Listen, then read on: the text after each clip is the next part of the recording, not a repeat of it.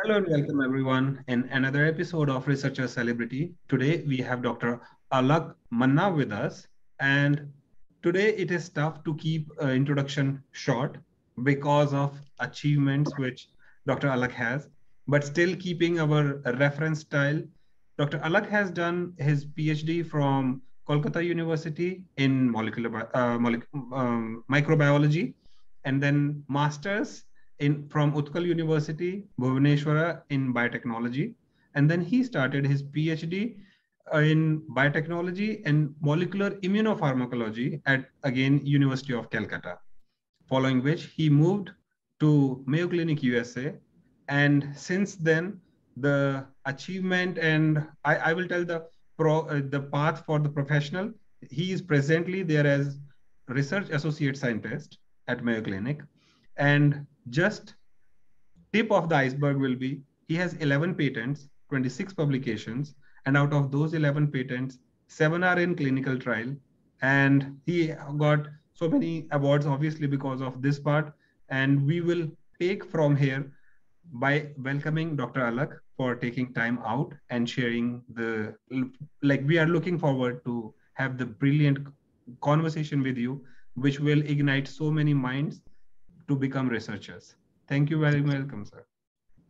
Thank you. Thank you for inviting me. Yeah. So the conversation, how we start is like how and when you decided that you want to be a researcher. This is a very nostalgic questions that you ask. Um, I would like to give a little background about myself. I am from a village where in the childhood we did not have any electricity. Okay. So it is nearby the Kharagpur in West Bengal, India. So that from that village, when even in the childhood we did not have any idea about the world because we had only radio, no television that time. So in our village, so I have no idea about what is happening in whole world. We used to go to school, play on the playground, and I have no idea. But one of the teacher that I got in my school, he actually taught me English because my English, like as I was from the Bengali medium, so my English was horrible that time. So he taught me English, yeah, and he's still there. So whenever I go back to there, so he always come meet with me and he talk about me to everyone and give my example to them, what I did and I'm trying to do. So from there, when I went to the school, and first time when I saw the globe, and I had an idea that, oh my gosh, okay, this is the world look like. And then I went to high school, and then from there I went to city in my graduation. So that time, whoever my friends who know me, I was really very shy, and I was so scared about city people. And me and my friend, my childhood friend, he and me did schooling together. His name is Sogoto. So we both went to the city, sitting in the middle of one of the class, and it's a microbiology. The first class was central dogma molecular biology, and truly speaking, whatever half an hour class was taught, it was going beyond my head. I understand nothing, only the word central dogma of molecular biology. And I got scolded because the teacher asked me a question. I have no idea what she was talking about, and then I was trying to say to my friend, let's go back to the village. We'll not be able to understand because in English, and also molecular biology, microbiology. Oh my gosh! But he and me, when we went back to the hostel, and then we started thinking, we came from the village, that meaning we have to leave? No, let's start. So we started reading newspaper. So no Bengali newspaper, no Bengali book. We started reading newspapers and all. And then we started reading. Mhm. And those days, English and my understanding, you can imagine, that was like the beginning. and I had no interest in science. We were studying microbiology, molecular biology, but had no idea what is happening. So uh, even after completing graduations, went to Bhubaneswar, Utkal University to do my master's in biotechnology. Even that time I did not know what science is. Like we were studying, I did my schooling in science and studying microbiology, molecular biology, then biotechnology. I had no idea. Then after that I did lots of things. I did school teaching for 2 years. Then I did um, mm, uh, medical representative job for 3 4 months in the scorching summer in Kolkata. And then I tried to um, get something in doing in science because I studied biotechnology. I had few questions that I can answer. Then I joined to a lab in back in Kolkata, PG Hospital. My professor's name is Professor Mitali Chatterjee. She actually saved my career. And the day I joined to her lab, so I was like, I just only know how to hold the pipette. That's it. Mhm. And then I started working, and she is really good, like teacher. Like she actually ignited me how to do science, how to think science, and she helped me a lot.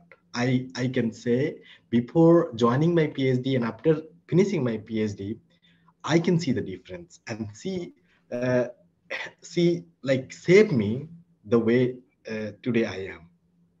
Sweet. So this is something now. So my PhD supervisor, Dr. T. Alak, I always quote him on this. He Mhm. said that PhD is not a degree; it's a training for your lifetime.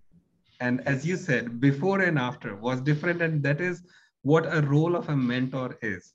So Yes. in our audience, when people are talking or considering that they want to do a PhD, some of our students, like we have a couple of them master students and PhD uh, like candidates who are pursuing their PhD. These things come up very strong, that how a person who's coming from a village feels when they land the first time in a city, and with this lifestyle, the change, they get this their first cultural shock because they are just coming out Yeah. from the village, and they have not either seen things like obviously in a hand first hand, or most Yeah. of the things were in the movies for them, which Yeah. now they can experience. And Yes. this is the place where most of the people always feel this shock, as well as some of them just get sidetracked because of those things. So now if we can hear your share of story, that you mentioned very briefly that it was a shock for you. You thought that, okay, I will just let's go back to village. Yeah. But when you stood up for that time, and when you felt like, okay, now I'm an evolved researcher after your PhD, what was the first thing which you were considering at that point of time? But in before that, if you can share the journey of PhD, that how it went. That's also another very important point. So, um, when uh, in the graduations, when we thought me and my friend will go back to the village, that night we did not sleep actually. So we were talking about what to do if we go back to the village. So we realized that if we go back, we have my parents, my parents, my grandparents. We do have some farmland, so we have to go for farming, and we can go for some basic science like mathematics, physics, which we can still read in Bengali, and we can teach some private tuitions because getting job is very difficult nowadays. So we thought, I cannot go to the field like for plowing fields and putting the rice, the thing that I cannot do that. So let's try. So that is the pushback give us to being in the field. And I got really good friend, like my friend, that's why I took his name. He is one of my supporter. We fought together, so everything we fought together, and he was there always with me. So we had no money in the pocket, no matter. So whatever we did, we fought together. And then in the masters, I got another experience before entering into PhD. I would like to share that story. I went for industrial training to city Hyderabad, and that city was that 3 months experience was horrible to me, but that taught me a lot how to survive in the very hardship of life. I went there. I lost my bag in the train. As you know, in India, the night trains are very Mhm. difficult. So I lost my bag. I mean, as well as money. I had only 800 rupees in my pocket. Mhm. And I went there, and the day I landed, there was 3 day unplanned declared strike, like a Uh-oh. political thing. And Mhm. I went there, and the industrial training that company, they had a security guard in front of the door, and I reached there, and then I explained that I'm here for industrial training. He told me 3 days there is like a strike, so Mhm. office will not be open.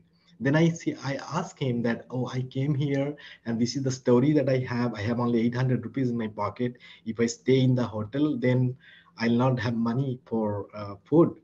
So then he was so, but he's a security person, so he doesn't have to offer me that I can stay with him. So he told me, where I am staying, you can stay. That's Mhm. why I really appreciate his gesture. So he was living with lots of people under the shade, and there is a common bathroom, and I was there. And the that time the price was 75 rupees per night. Mhm. I went with him, I stayed with him, and it was literally just beside the footpath, and Mhm. stayed the 3 nights. Only one clothes, one dress, one pant, and one shirt, and I had nothing to spend to buy the clothes also. And then the fourth day when office opened, I went there. I got one person. That's why people say that the consequences happens. So I reached there. Lady I met with, I remember her name, Arshia Said. She was from Gujarat. So she saw me, she said, Alak, what happens to you? And I explained to her. And she helped me a lot to be, adjusted there. But that 3 months, I really live a life with, like, that's a thing that is too hot, Hyderabad. And I had not that much money in the pocket that 3 months, but I survived. When I coming back, that's another story. I was coming back to Kolkata. That day I had a ticket, which is RSC, reservation Mhm. against cancellation. And when I reached to because RSC, I can travel, but I cannot get into the reserved thing. I have to travel in the ordinary compartment. I was traveling, but there was something called magistrate check-in. Everyone was getting out from that coach, and then everybody is going to the general compartment. That was horrible. Luckily, I knew the language because I was living in Bhubaneswar, so I knew the language Uriya.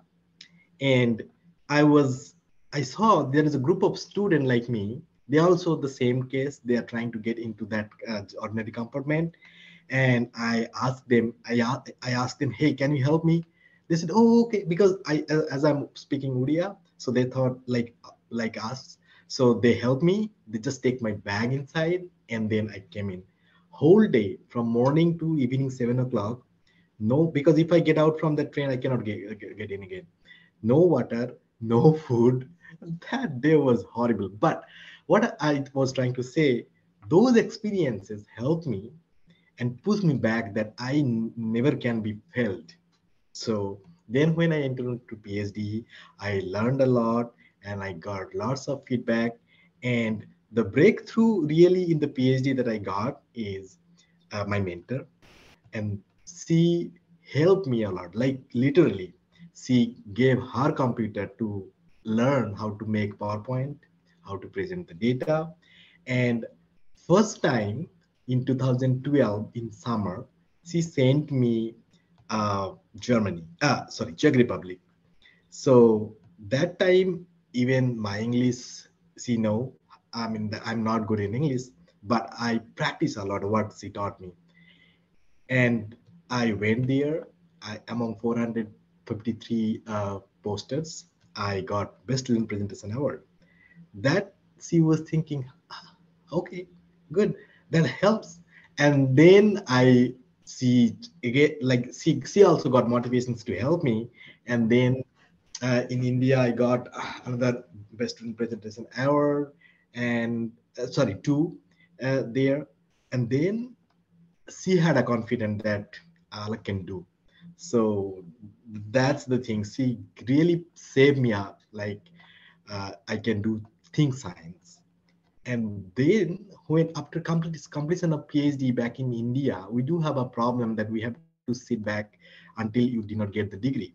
And outside of the world, if you doesn't have any degree, they will not take you as a postdoc.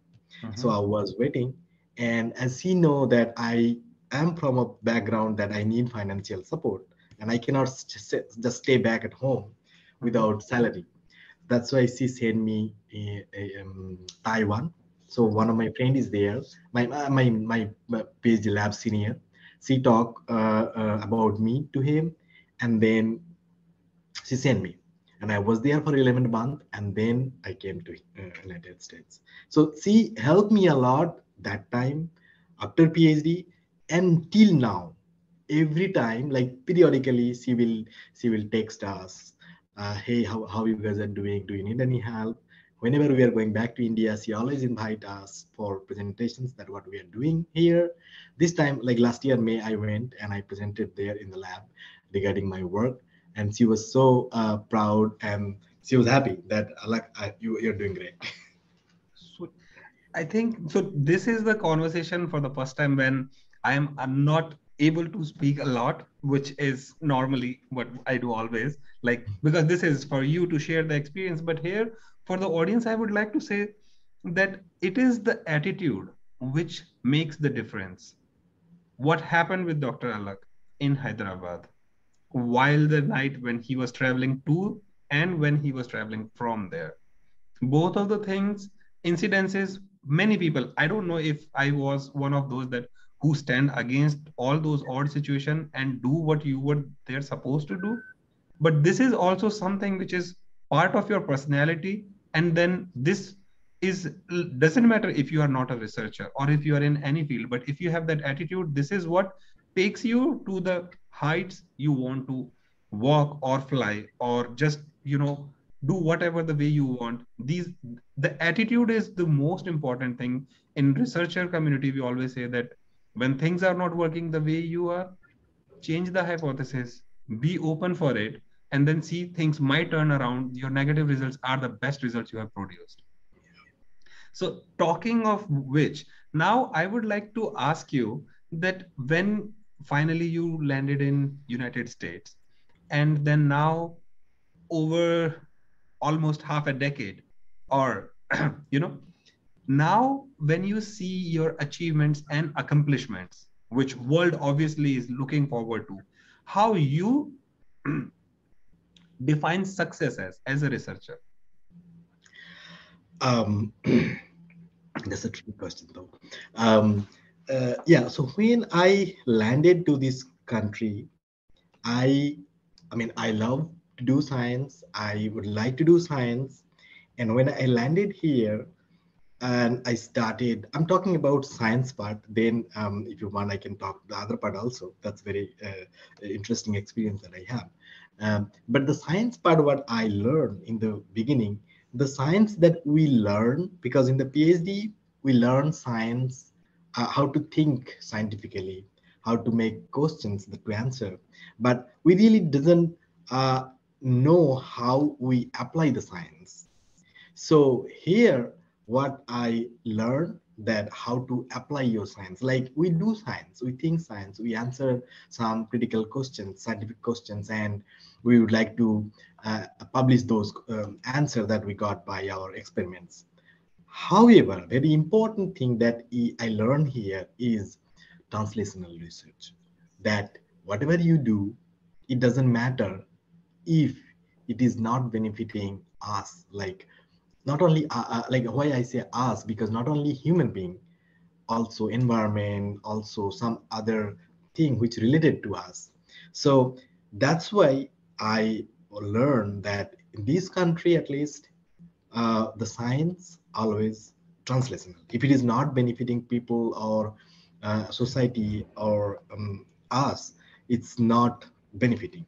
So therefore, the difference that I see here is really the translational research. Whatever we do, we have to think in that context that uh, we are benefiting.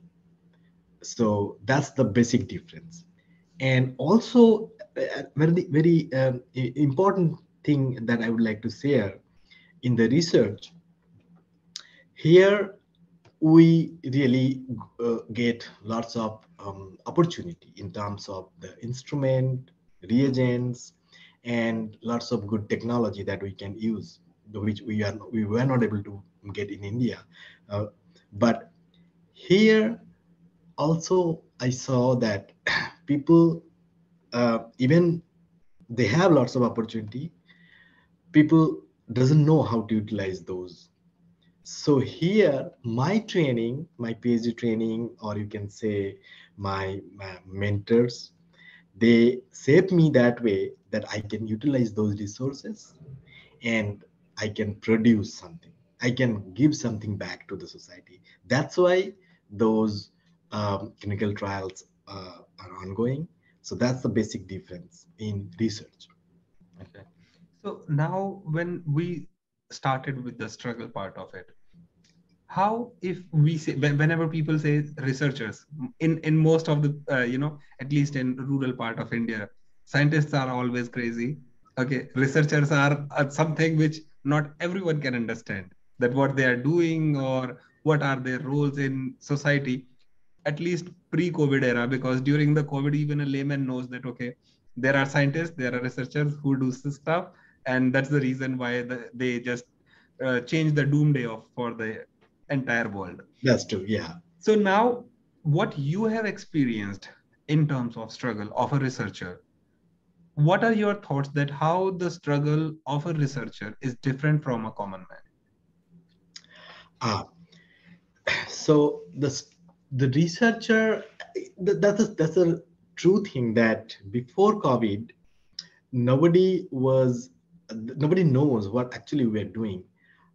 One of my friend is in police in Kolkata, so we used to we studied together though, and he is then he moved to administrative thing, and then he become police. He always have an argument over the phone or whenever we meet. Hey, what you guys are doing? You guys are just wasting government's money. Mhm. And we are the person that we are standing in front of the people. We are getting bullet inside us. Mhm. And what you guys are doing? Then we before COVID, really we have to explain them what we are doing. But after Mhm. COVID, they even start talking about, oh, we know what you guys are doing. But I just struggle as a researcher, uh, uh, what if we compare from a common man like a businessman or like a normal job like some other job other than research. The research is basically not a job.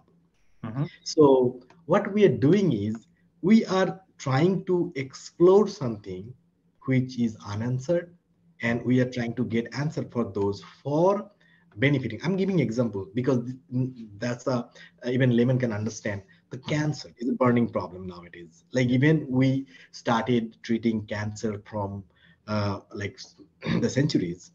uh, there was surgery, then radiotherapy, chemotherapy. Now in the era of immunotherapy, we are.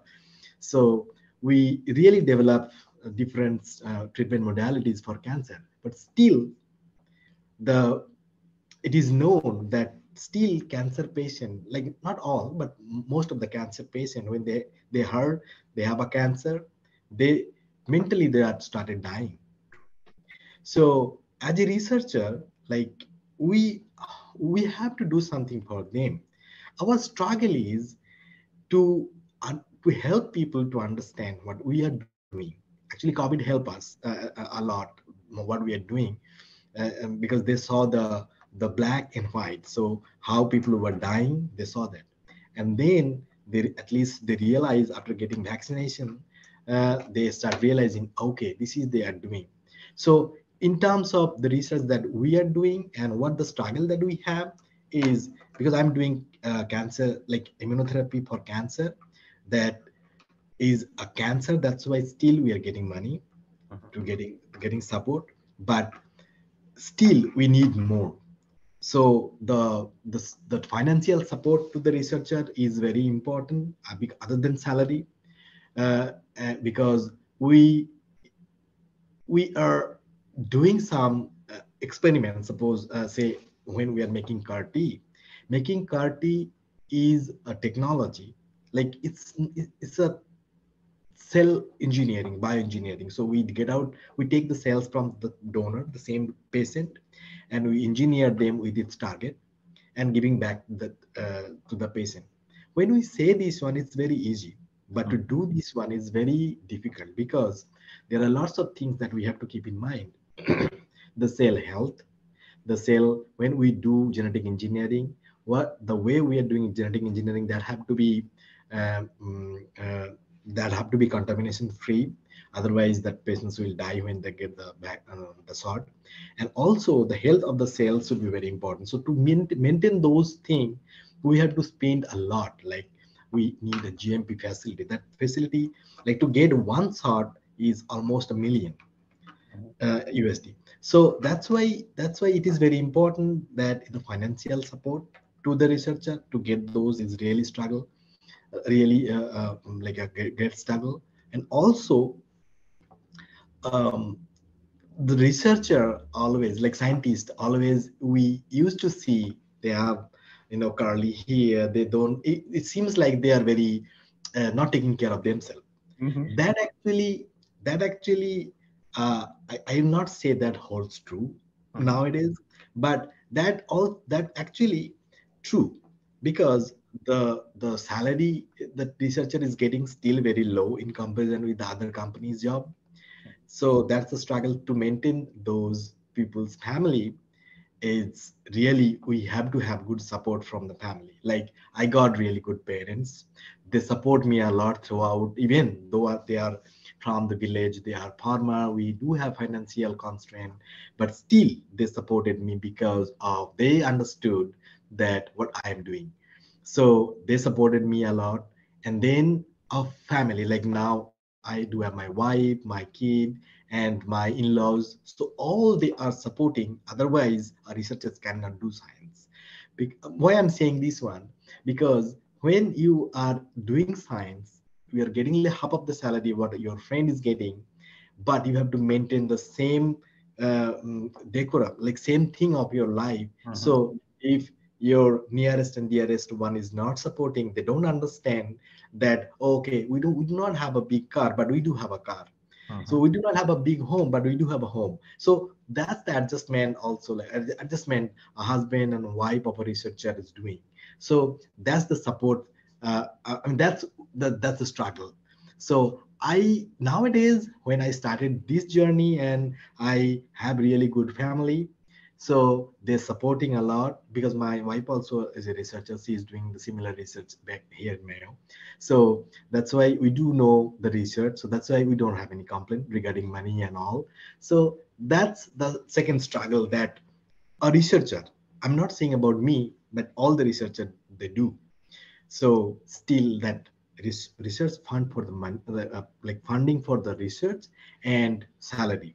Those are two struggle you have to overcome to Mhm. become a researcher. Because researcher, scientist, um, truly speaking, we don't have any luxury life, Mhm. because of those things. Mhm. So those are true struggle. This But brings us to, if you yes, start enjoying those, then that's good. absolutely. So this brings us to our next question. The role of family and friends of you being a great researcher.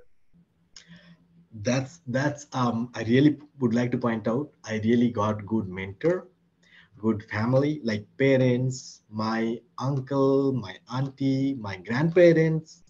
and both sides, my mom's side, my father's side, grandparents, even they doesn't know what science is. Even they doesn't know what the microbiology, molecular biology, biotechnology is, but they know that I am doing something which, at least they are understanding words, that he is doing something, some making some medicine which can help people. Sweet. Those understanding they had, and that's why that makes difference. Also, I got a good friend circle, like all my friends, few are there in science, few are in company, but all they at least understand what we are doing. So their support is really important. Nice. So you have done science in India, in Taiwan, and in United States.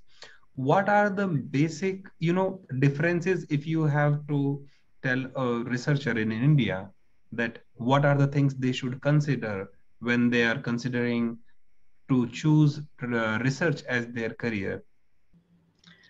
um, okay, well, so if any young people, a young student, my brothers or sisters, whoever is back in India, they would like to choose research as a career, first thing they have to keep in mind that research career is not a career like an industry job or company job. So to do that, you have to have a motivation, passion about research, and whatever you do passionately, not like that, oh, I have to do my PhD and I'll do it to get my degree, and after getting degree I'm done.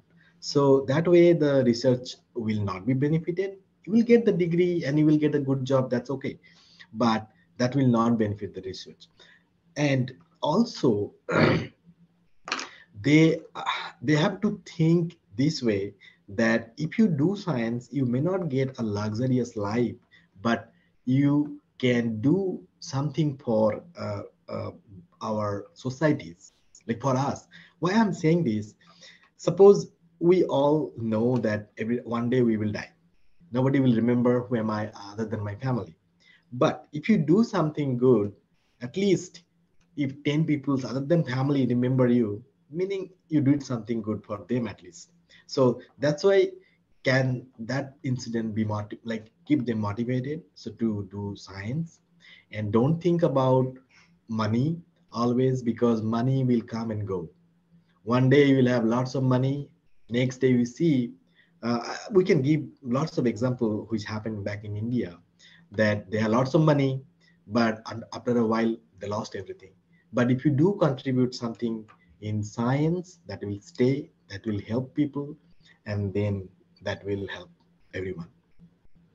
I think this is again one of those moments where I don't have a lot, but for all the audience, I have this for the first time in now we are doing the researcher celebrity series for almost a year.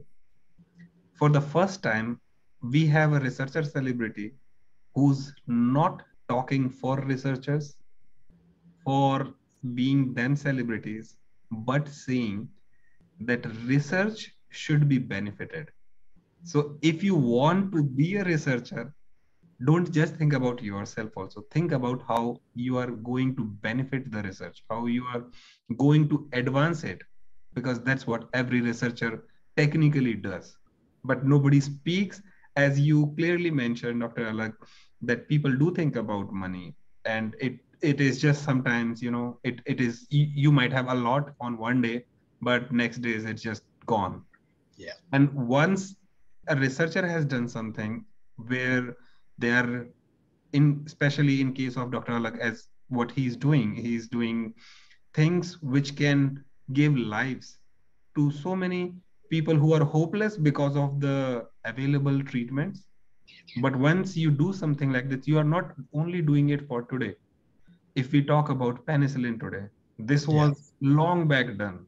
Any vaccine, either it be rabies or it be polio, they were there in the closet way before than when at least I was born, and they are going to be there for long. So once a researcher has done something, achieved these milestones, They are serving the humanity even when they are not there, as Dr. Alak also mentioned.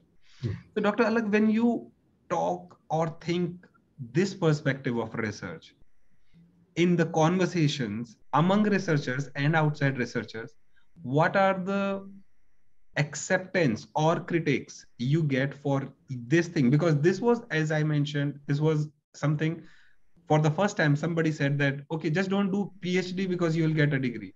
Think about how research will be getting benefited, you doing it.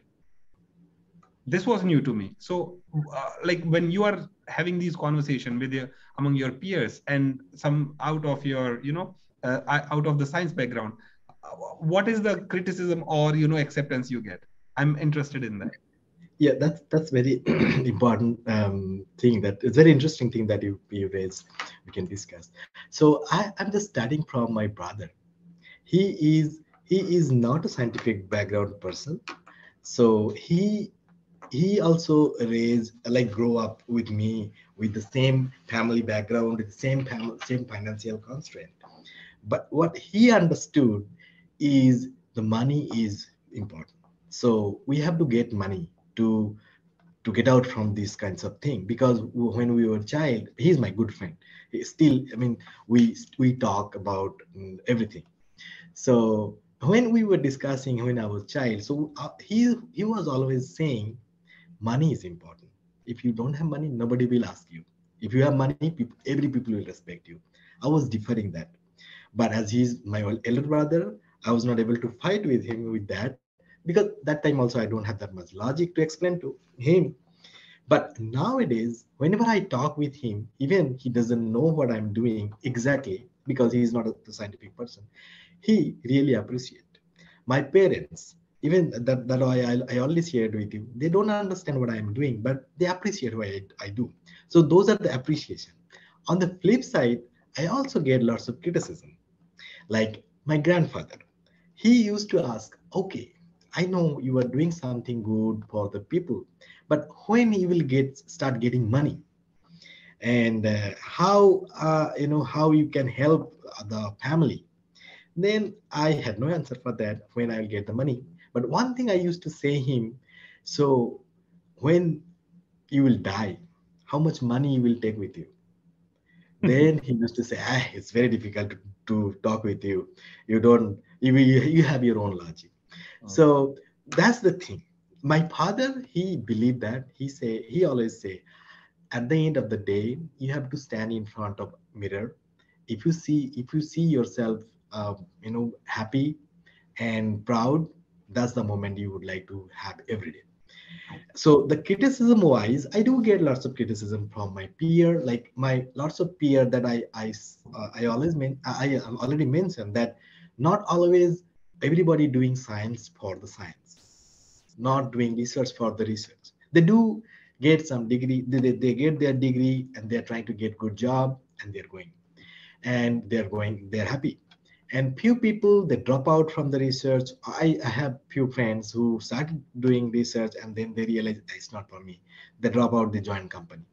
So those people who drop out, their feedback about science is not giving money. You are crazy. That's why you are in science. So if you go to the company, you will get lots of money. And whatever the science you do, it doesn't matter. But if you doesn't have money in the pocket, nothing matter. Like, I mean, that's, if you don't have money, you are poor. So you will die poor. Then those are the criticism I got. But the thing is, it the philosophical difference between the thought process of them and mine. So what I think is, uh, in spite of those criticism, I mean, sometimes I think about those criticism that, okay, really what they said, it does have any weightage, or I just have to consider them. Okay, I cannot think. I do not think.